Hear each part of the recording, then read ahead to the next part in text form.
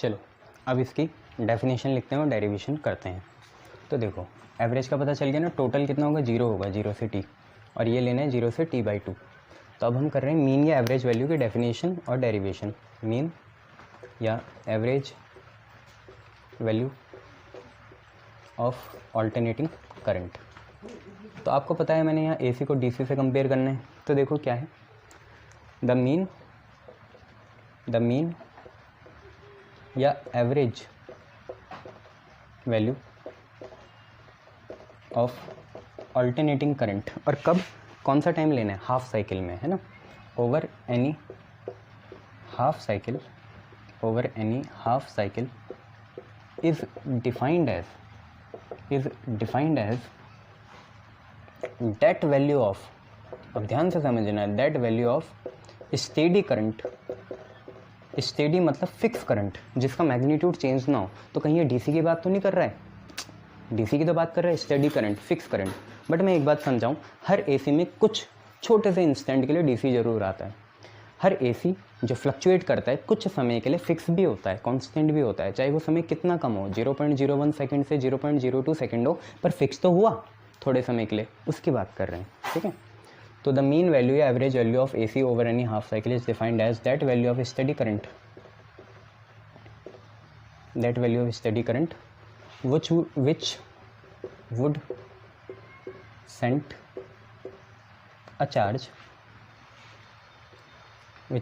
a small q in a circuit of resistance R in a time of half cycle। Half cycle आपको पता है नहीं कितनी है, पहले ले रहे हैं, वैसे तो कोई सी भी ले सकते हैं। In a time of half cycle होती है 0 से t/2। ये तो सारी बातें अभी हमने DC टाइप के लिए करी, स्टेडी करंट के लिए, कि क्या है कि मीन वैल्यू या एवरेज वैल्यू AC की क्या है, किसी हाफ साइकिल में वो स्टेडी करंट की वैल्यू है जो चार्ज Q सेंड करती है किसी सर्किट में जिसका रेजिस्टेंस R है और हाफ साइकिल में करती है।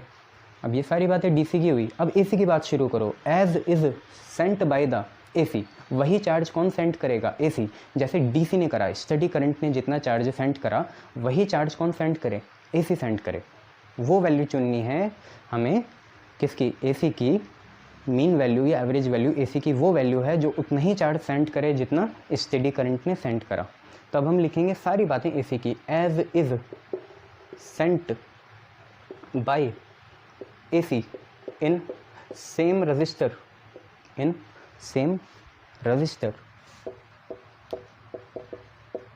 the same time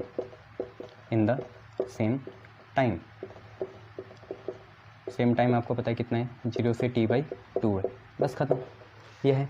तो mean value average value AC की क्या है, over a half cycle is that value of steady current DC, that value of steady current DC which would send the same amount of charge Q in a given resistance R in a time of half cycle 0 से t/2 as is sent by AC in the same resistor R in the same time। तो charge दोनों ने same send करा।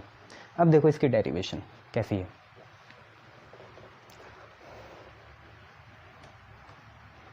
तो सबसे पहले हम AC की बात करते हैं ना।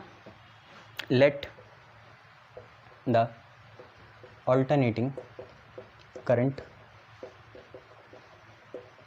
be represented, let the alternating current be represented as I is equal to I naught sin omega t। मान लो हमने इतनी करंट, हम पे इतनी करंट है ऑल्टरनेटिंग, ठीक है। तो ये तार हिल रही है आजकल, रुक जाओ, क्यों फैल रही होगी ये, सीधा करते हैं इसे फिर पढ़ाते हैं। नहीं, ये लो, हो गई। अब देखो हम पे क्या है, क्वेश्चन है, क्वेश्चन क्या है, डेरिवेशन है कि let the alternating current be represented by इतना, I is equal to I nought sine omega t. Let this current be flown through a circuit for, आपको पता है फिजिक्स में पहले बात कैसे करते हैं, पहले छोटे के लिए करते हैं फिर बड़े के लिए करते हैं। मान लो किसी गिवन सर्किट में ये जो है हमारा, ठीक है, करंट, इसको छोटे से टाइम dt के लिए सेंड करा, ठीक है। तो let this current be flown through a circuit for small time dt, small time dt। या आप ये भी बोल सकते हो let this current be provided to be grow, कि ये ग्रो हो जाए कितने टाइम में, dt टाइम में उस सर्किट में। As a result dq charge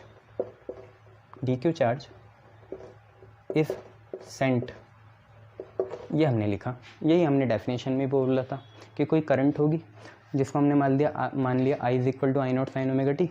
अब इस करंट को हम किसी सर्किट में लगाएंगे और छोटे से टाइम के लिए लगाया dt के लिए।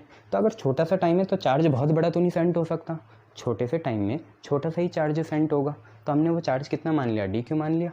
अब क्या आप ये लिख सकते हो कि I is equal to dq by dt हो जाएगा, लिख सकते हैं ना। I क्या होता है, रेट ऑफ चार्ज होता है, फ्लो ऑफ चार्ज या rate of sending of charge, ये हो गया। तो यहाँ से dq की वैल्यू बताओ कितनी आ जाएगी, dq की वैल्यू आ जाएगी I dt, ये मान के चलो। और बच्चे I की वैल्यू फ्रॉम फर्स्ट डालो, I की वैल्यू फर्स्ट से डालेंगे तो dq is equal to I की जगह I not sine omega t. अब फिर चलेगा कितना बच्चे, dt, ये चला। अब नाउ ये तो छोटा सा चार्ज है, अब हम चाहते हैं कि ये जो हमारा करंट था ये पूरी हाफ साइकिल में मूव करे। टोटल मत लेना, टोटल 0 आएगा 0 से t, हाफ साइकिल में मूव करे। हाफ साइकिल कितनी मानेंगे, पहली पॉजिटिव 0 से t/2, ठीक है। तो नाउ अगर ये करंट छोटे से टाइम में इतना काम कर सकता है कि dq चार्ज भेज सकता है, तो इस करंट में इतनी भी हिम्मत है कि ये q चार्ज भेज दे। तो वो बात करते हैं नाउ टोटल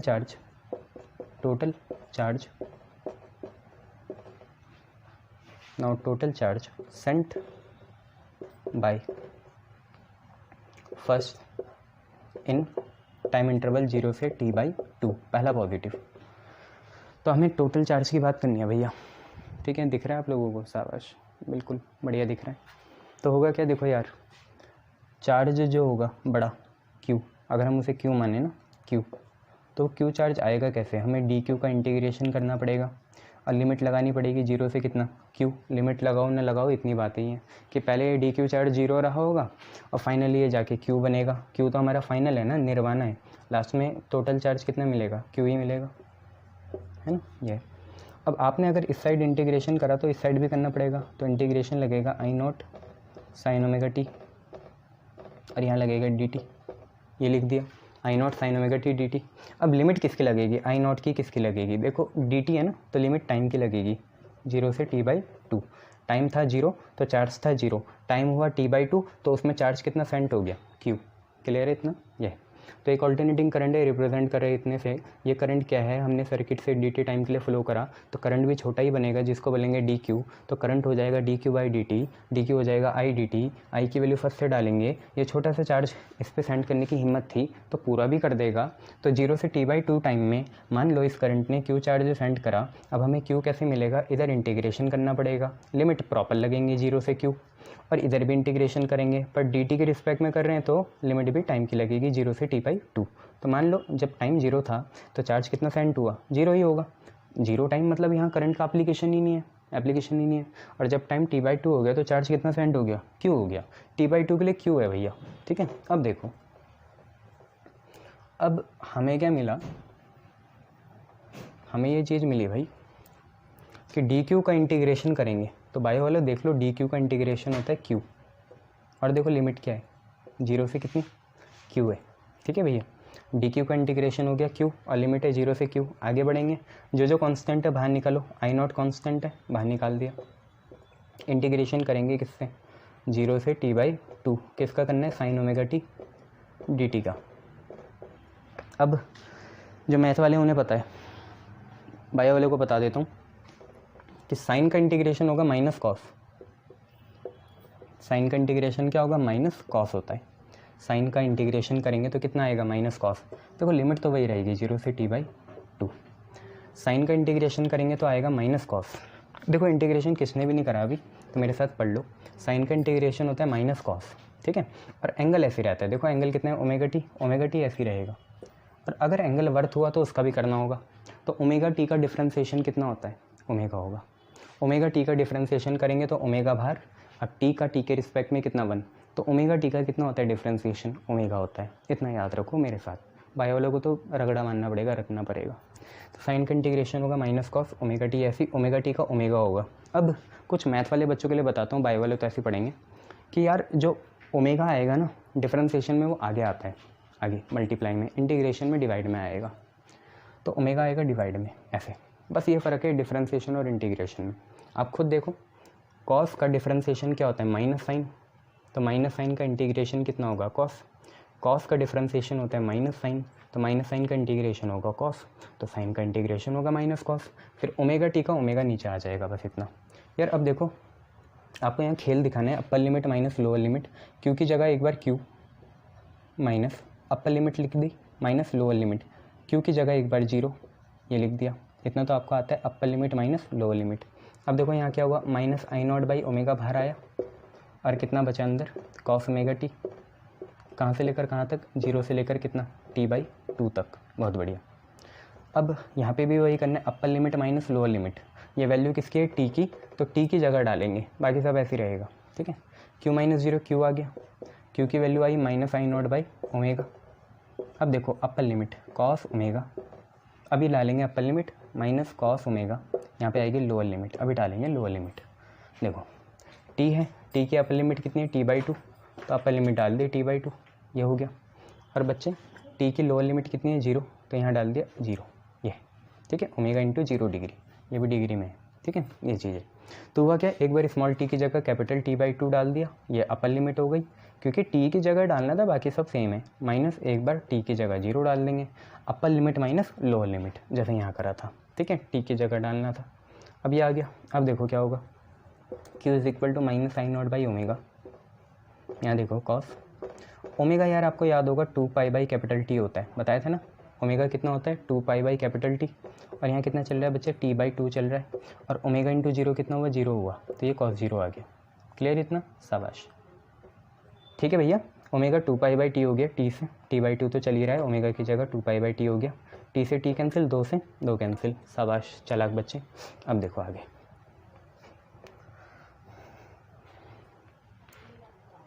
क्यू आया minus I nought by omega cos pi minus cos zero.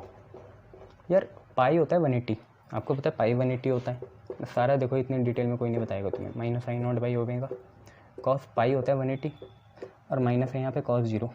यार कॉस 180 माइनस वन होता है, बायो वालों को पता होगा इतना।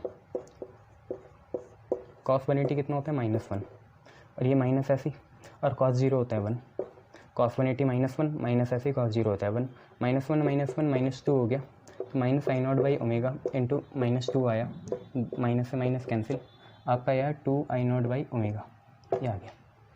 ठीक है भैया, कितना आया 2 आई नॉट बाई ओमेगा।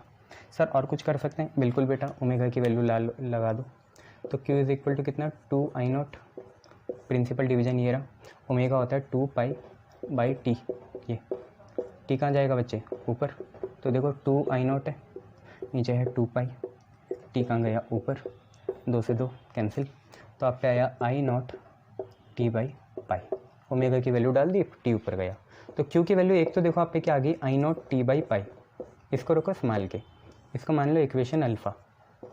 अब एक अपने मन से बनाओ, देखो ये सारी बातें एक हो गई, दूसरी बात क्या है, इतना ही चार्ज सेंड होगा क्यू, टाइम कितना लगेगा, क्यू चार्ज कब सेंड था, डेफिनेशन के हिसाब से क्यू चार्ज था हाफ टाइम में, तो क्यू होता है करंट इनटू टाइम, पहले तो टाइम देख लूँ, तो टाइम इंटरवल कितना हुआ T by two minus zero, इतना ही तो हुआ।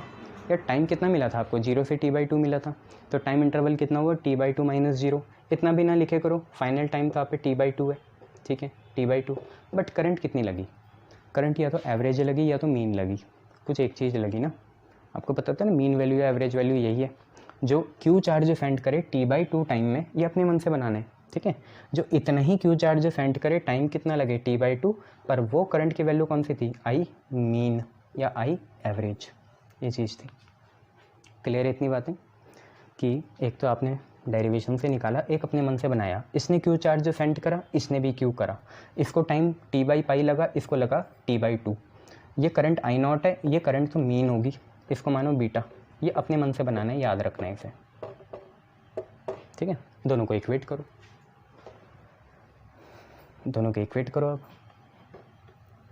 देखो दोनों को इक्वेट करेंगे, यहाँ से आया from alpha and beta, equating alpha and beta, alpha और बीटा को इक्वेट करा तो हम पे क्या आया, यहाँ से आया आई नॉट टी बाई पाई, और वहाँ से आया I am into T by two, T से टी कैंसिल।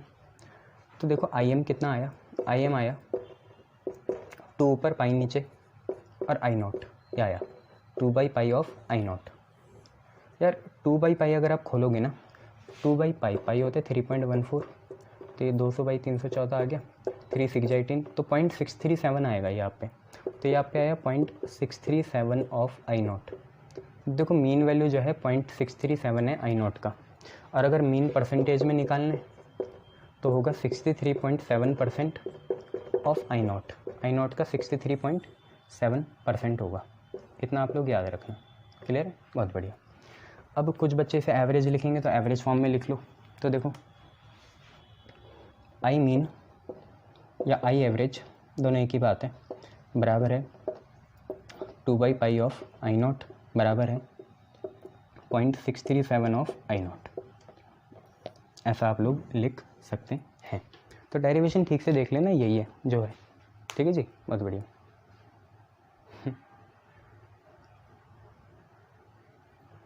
है समझ में? गुड। चलो नेक्स्ट देखो। अब हम देखेंगे मीन या एवरेज वैल्यू किसकी, ऑल्टरनेटिंग ईएमएफ की। तो होगी वैसी, बट जहाँ ऑल्टरनेटिंग करंट था वहाँ अब ऑल्टरनेटिंग ईएमएफ आएगा। यहाँ पे भी हमें एसी और डीसी को क्या करना है, कंपेयर करना है। पहले एक सर्किट लेंगे रेजिस्टेंस आर का, उसमें डीसी को फ्लो होने देंगे। तो डीसी जो है या डायरेक्ट जो हमारी करंट है उसका जो ऑल्टरनेटिंग ईएमएफ है, ठीक है, वो कुछ यहाँ पे चार्ज सेंड करेगा। ऐसे ही हमारा जो हमारा डायरेक्ट ईएमएफ है वो भी यहाँ पे क्या करेगा, कुछ चार्ज सेंड करेगा इस रजिस्टर में, आर रजिस्टर का, कितने टाइम में, 0 से t/2 में। उतना ही ऑल्टरनेटिंग ईएमएफ को भी सेंड करना पड़ेगा, और जो वैल्यू इतना ही सेंड कर देगी ऑल्टरनेटिंग ईएमएफ की, उसको हम क्या बोलेंगे, मीन वैल्यू या एवरेज वैल्यू। यह है। तो हम बात करते हैं मीन या average value of alternating EMF. ठीक है, तो जहाँ करंट था ना वहाँ ईएमएफ डालना है बस। तो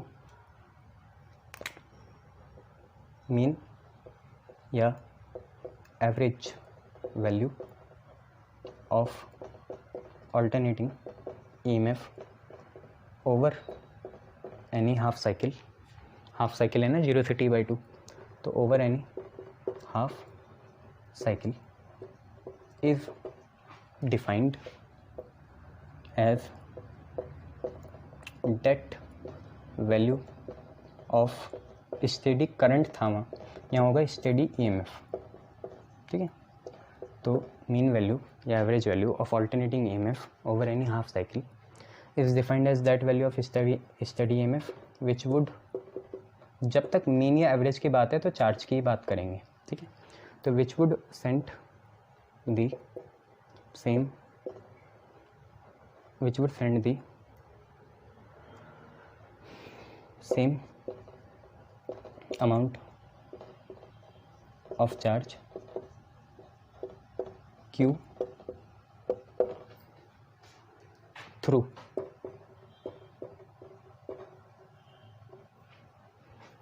a given resistor, through a given resistor R in the time of half cycle, in the time of half cycle, और हाफ साइकिल कितने हैं, 0 से t/2 है यह। ठीक है, 0 से t/2।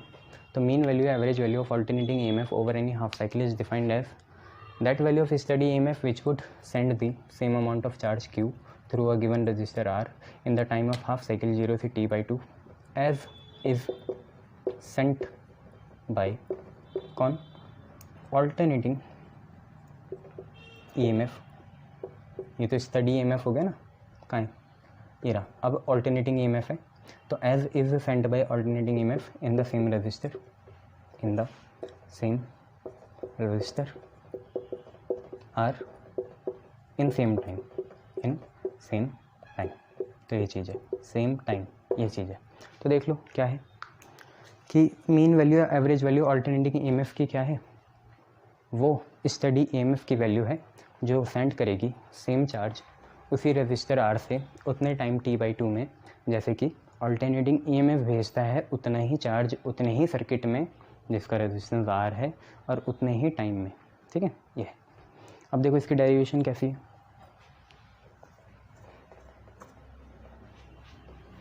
इसकी भी डेरिवेशन वैसी है, बस अब एक चीज़ लिखना, इंक भर दूँ मैं मार्कर में, फिर पढ़ाता हूँ तुम्हें। चलो तो डेरिवेशन करते हैं इसकी।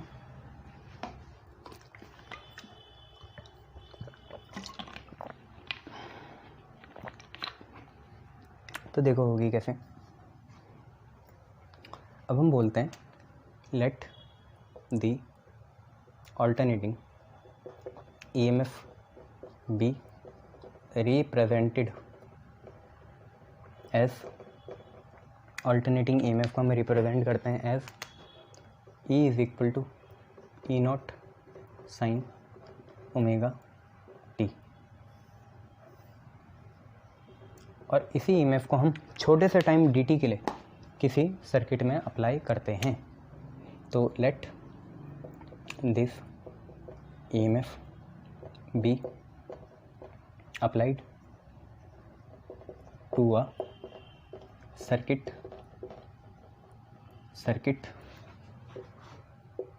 ऑफ रेजिस्टेंस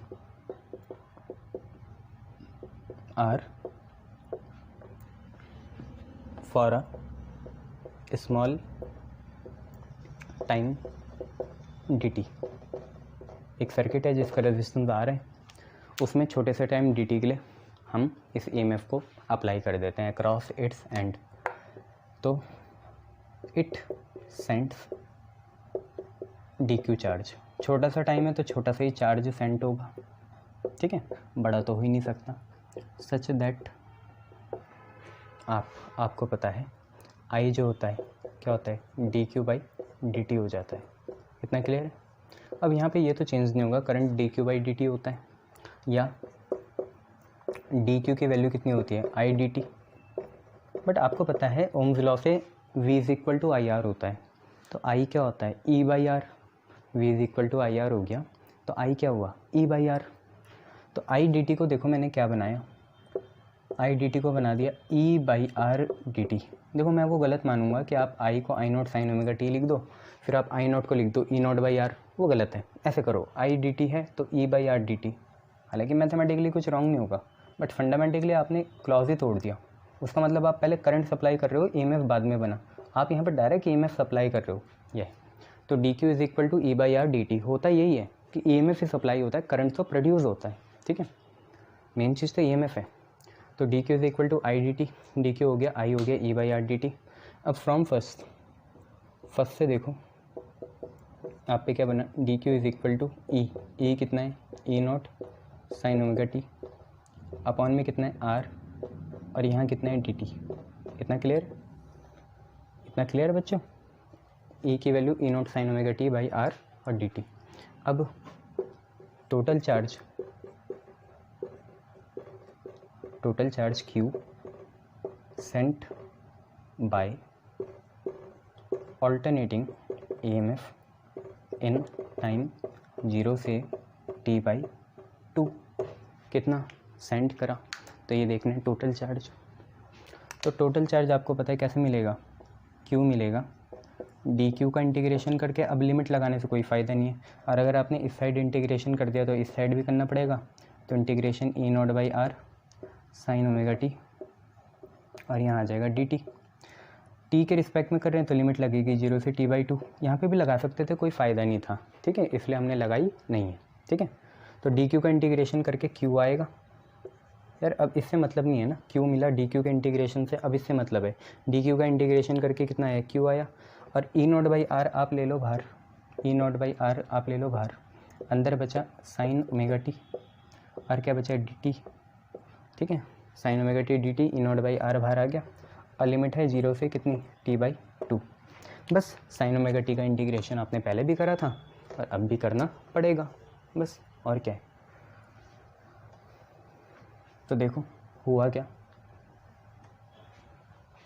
आप पे हुआ कि Q जो था वो आप पे बना E0/R, और आपको इसका इंटीग्रेशन करना है। फिर साइन ओमेगा टी का आपने देखा था कितना आया था, माइनस कॉस ओमेगा टी, और ओमेगा टी का ओमेगा कहाँ आया था, नीचे। और लिमिट क्या चल रही है, लिमिट चल रही है 0 से T/2, 0 से T/2। अब आपको पता है करना क्या है, माइनस E0/ओमेगा R बाहर आ गया, ओमेगा बाहर आ गया, अंदर बचा कॉस ओमेगा टी, और 0 से T/2। मैं चाहता हूँ कि आप लोग याद रखें, इससे आपका रिजल्ट कितना आता है, अंदर से -2 आता है। जब भी कॉस ओमेगा टी की लिमिट 0 से T/2 हो तो अंदर से -2 आता है। इतना याद रखना, टाइम नहीं रहता पेपर में, है ना। अभी तो कर लेंगे। Q इज इक्वल टू -E0/ओमेगा R cos omega, small t की जगह अपर लिमिट कितनी है, T/2 minus cos omega into lower limit small t की जगह 0, तो कॉस ओमेगा इंटू 0, ये आ गया। अब Q इज इक्वल टू -E0/ओमेगा R, यहाँ पे देखेंगे तो ओमेगा की जगह 2π/T इंटू कितना है, T/2, ओमेगा इंटू 0 हो गया 0, कॉस 0 आया, और यहाँ पे क्या हुआ, T से T कटा, 2 से 2 कटा, कॉस पाई आ गया, तो -E0/ओमेगा R, यहाँ पे आया कॉस पाई। ठीक है, कॉस पाई होता है -1। बच्चों कॉस पाई नहीं बचा, कॉस पाई कितना, -1, माइनस ऐसे ही, कॉस 0 कितना 1, तो आपको बोले ही था -2 आएगा, अब भी आया। तो Q इज इक्वल टू कितना, -E0 कितना ओमेगा R, -1 -2, भाई मार्क करने बहुत परेशान करा हुआ। देखो माइनस माइनस कैंसिल होगा, Q की वैल्यू आएगी 2E0/ओमेगा R, ये आ गई। इसको हम मानेंगे अपनी इक्वेशन अल्फ़ा, और अपने मन से अब बनाएंगे। आपको पता है जो हम चीज़ बनाने वाले हैं, जिसको हमें याद रखना है, उसने भी कितना चार्ज सेंड करना है, Q चार्ज सेंड करना है। उसने भी कितना चार्ज सेंड करना है, Q सेंड करना है। उसको टाइम कितना लगना है, T/2, और वो करंट की वैल्यू क्या होगी, Im होगी। ठीक है भैया, ये चीज़ होगी। बट Im से काम नहीं चलेगा, I जो भी हो वो E/R होता है। अगर I0 हो तो बनेगा E0/R, अगर I हो तो बनेगा E/R, अगर I मीन हो तो बनेगा E mean/R या E average/R, तो बनेगा तो यही। तो जो I मीन है उसमें मैं लिख दूंगा E mean/R, तो Q is equal to I mean हो गया E mean by resistor of the circuit R, यहाँ पे है T/2। इसे मानेंगे इक्वेशन बीटा, और अल्फ़ा और बीटा को कर देंगे इक्वेट। क्लियर है भैया, अल्फ़ा और बीटा को कर देंगे इक्वेट। तो इक्वेशन अल्फ़ा और इक्वेशन बीटा को कर दिया इक्वेट, तो देखो क्या बना, यहाँ से अल्फ़ा से आया 2E0/ओमेगा R, और वहाँ से आया EM इंटू T/2R। सर आपने ओमेगा को नहीं खोला, तो आप खोल देना, क्या जा रहा है तुम्हारा, कुछ कट रहा है, R से R कट गया। बाकी हमने क्या करा, 2E0 ऐसी है, और ओमेगा को खोला तो 2π/T आएगा, T तो रहेगा ऊपर ही। ठीक है यार, अपॉन में T आएगा तो ऊपर ही जाएगा, तो 2E0 सही है, ओमेगा को खोला 2π/T आ गया, और यहाँ पे कितना चल रहा है EM, और वहाँ पे कितना है T/2 है,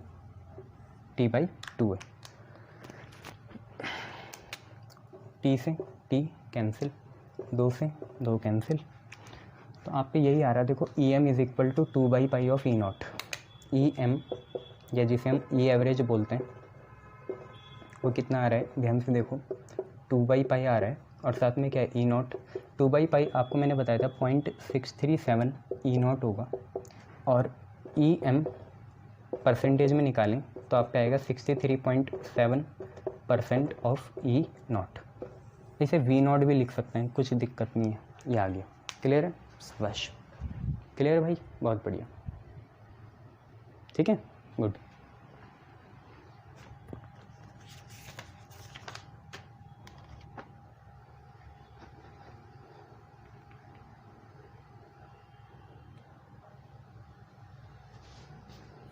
अब आपको पता है ऑल्टरनेटिंग ईएमएफ का एवरेज भी कितना आएगा, 0 आएगा। एक नोट लिखा लेता हूँ। नोट क्या है कि note ordinary ammeter ordinary ammeter and voltmeter या गैल्वेनोमीटर और potentiometer can't measure AC and ACN कौन AE alternating current and alternating EMF because आपको पता है ऑर्डिनरी इसलिए नहीं करेंगे क्योंकि ऑर्डिनरी एवरेज देखते हैं, तो आई एवरेज जो होता है AC का वो भी कितना आता है 0, और EMF एवरेज जो आता है AC का क्या आएगा 0। तो हमें ऐसे स्पेशल टाइप के एमीटर और वोल्टमीटर लेने पड़ेंगे जो या तो हाफ साइकिल को मेज़र करें AC में 0 से T/2 या RMS वैल्यू को मेज़र करें, ठीक है। तो ये चीज़ है, क्लियर है। फिर इसके बाद हमें क्या करना है, इसके बाद हमें दोबारा ऑल्टरनेटिंग करंट और ऑल्टरनेटिंग EMF करना है, डेरिवेशन करनी है। बट इस बार हम मीन या एवरेज नहीं करेंगे, इस बार हम करेंगे रूट मीन स्क्वायर। इसको एक और दो चीज़ें बोलते हैं, या तो इफेक्टिव वैल्यू बोलते हैं, इफेक्टिव असर वाला, अफेक्ट नहीं, इफेक्टिव वैल्यू या वर्चुअल वैल्यू। तो याद रखना मीन और एवरेज एक चीज़ है AC/DC में, और रूट मीन स्क्वायर जो गैस के मॉलिक्यूल से रिलेटेड है, मतलब हीट से रिलेटेड है। तो root mean square virtual value और इफेक्टिव वैल्यू क्या है, एक ही चीज़ है, ठीक है। तो ज़रा समझो, पहले कंसेप्ट समझो रूट मीन स्क्वायर वैल्यू का क्या होता है, फिर देखते हैं आगे बढ़ते हैं। तो देखो यहाँ पे भी हमें AC और DC को कंपेयर करना है RMS में, या तो AE और DE को मेज़र करना है, ऑल्टरनेटिंग EMF और डायरेक्ट EMF को मेज़र करना है। बेसिकली यहाँ रूट मीन स्क्वायर वैल्यू होगी, और रूट मीन स्क्वायर हीट से रिलेटेड है, H = I²R/T, छोटा सा टाइम छोटी सी हाइट, तो DH = I²R/dt। अब देखो है क्या, यहाँ पे भी हमें क्या करना है, एक सर्किट है उसमें AC और DC को बारी बारी से लगाना है। बट यहाँ पे हम ये नहीं देखेंगे कि चार्ज कितना सेंड करा, यहाँ पे हम ये देखेंगे कि क्या हीट कितनी डेवलप हुई, ठीक है। तो करते हैं शुरू।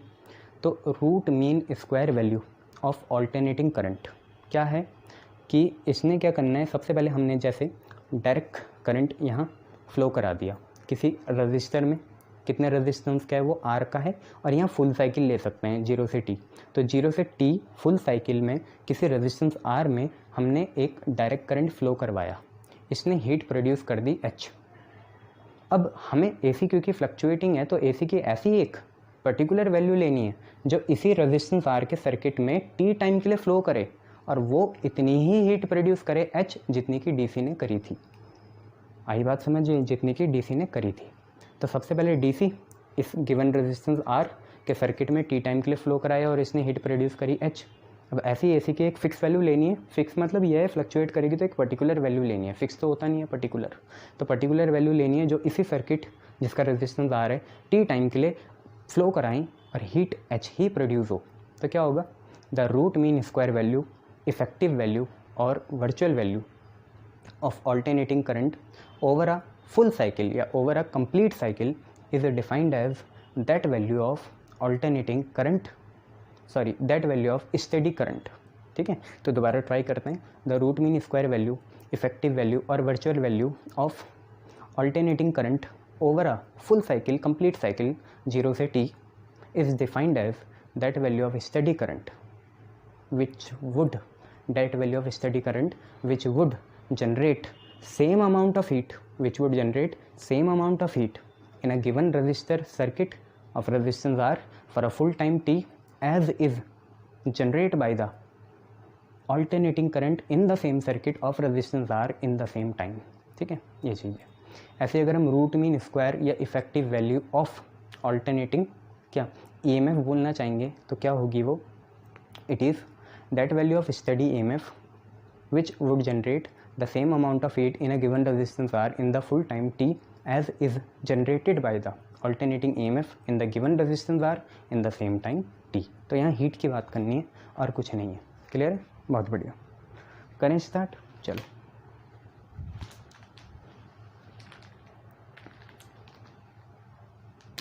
तो देखो है क्या, हम बात करते हैं रूट मीन स्क्वायर या वर्चुअल RMS। तो रूट मीन स्क्वायर हो गया virtual effective value of AC, इसकी हम बात करना चाहेंगे। ठीक है, तो है क्या रही, देखो the RMS value of AC over, वहाँ हाफ साइकिल था या कंप्लीट होगा, है ना, AC over a complete cycle 0 से T। नहीं, मार्कर भी काम नहीं कर रहे यार, क्या है ये। The RMS value of AC over a complete cycle 0 से T is defined as that value is defined as that value of alternating current, that value of alternating current, ये वो वैल्यू है alternating current की which would generate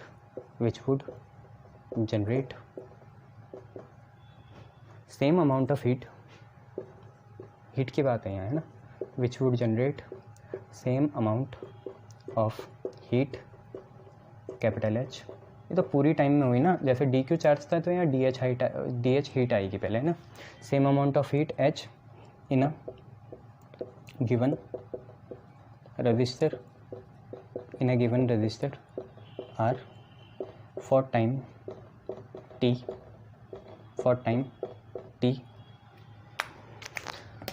अब ये सारी बातें study EMF की थी, ऑल्टरनेटिंग करंट की, that value of steady current, ठीक है, ये भूलना मत, चाहे लिख कुछ भी दो, दिमाग में सही रहना चाहिए, है ना। यही तो कोऑर्डिनेशन बिठाने हैं, तभी तो इंसान महान बनोगे तुम।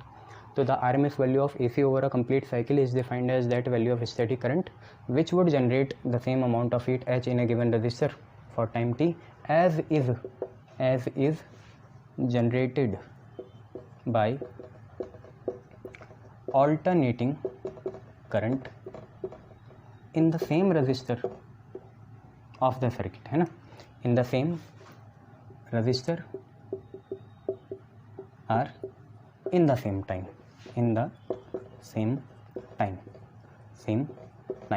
ये है सेम टाइम कितना लेना है T, यहाँ पे लगेगा H is equal to I²R T। अगली बार हम ये दो डेरिवेशन करेंगे और आगे बढ़ेंगे, ठीक है, ये देख लो। तो RMS वैल्यू AC की कंप्लीट साइकिल में क्या है, वही वैल्यू है स्टेडी करंट की जो जनरेट करती है सेम अमाउंट ऑफ हीट किसी गिवन रजिस्टर में फॉर टाइम T। जैसे जनरेट कौन करता है, ऑल्टरनेटिंग करंट सेम रजिस्टर में सेम टाइम T के लिए, ठीक है, ये याद रखना, रख लोगे, बहुत बढ़िया, चालाक बच्चे हो ना तुम, याद रख लेना।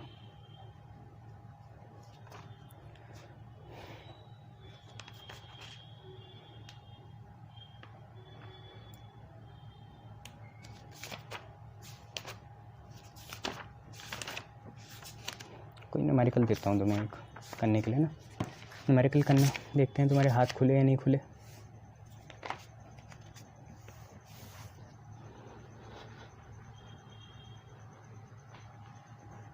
क्वेश्चन है, क्योंकि न्यूमेरिकल भी इसी चैप्टर है, बढ़िया सब चीज़ है इसमें, कंप्लीट है।